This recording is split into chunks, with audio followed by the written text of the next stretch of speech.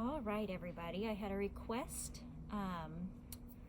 to see how to tie in the ends or weave in ends.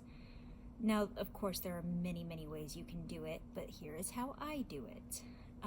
Just thread your needle. As you can see, I'm using a nice big needle, nice and thick.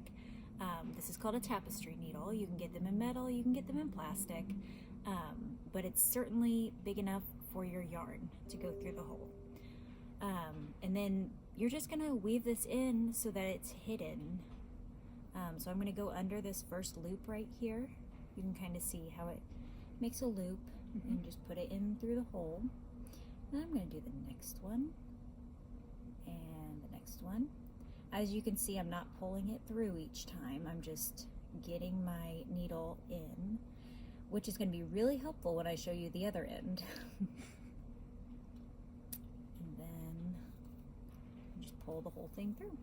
Ta-da! Beautiful. And then I would take my scissors and clip off that extra. And then when you wash it, it's really going to set that in. So that's how you do that. And then on this end, I did not leave nearly a long enough tail. That's why when you read a pattern, you'll see leave a long tail as part of the instructions. So what I do in this case is I'm going to weave my needle in and then I'm going to thread it. And I don't recommend it. Okay, so like I did before, you're just going to put it under that first loop. And then the next loop. And as I said before, everybody does it a little different.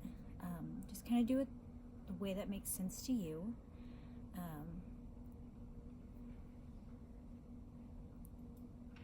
All right, so I've got my needle in there. Now I'm going to thread it. It's just a little awkward, but it's better than nothing. And then I'm just gonna pull it through. Genius. Ta-da! Easy peasy. So now you have a finished washcloth. Woohoo!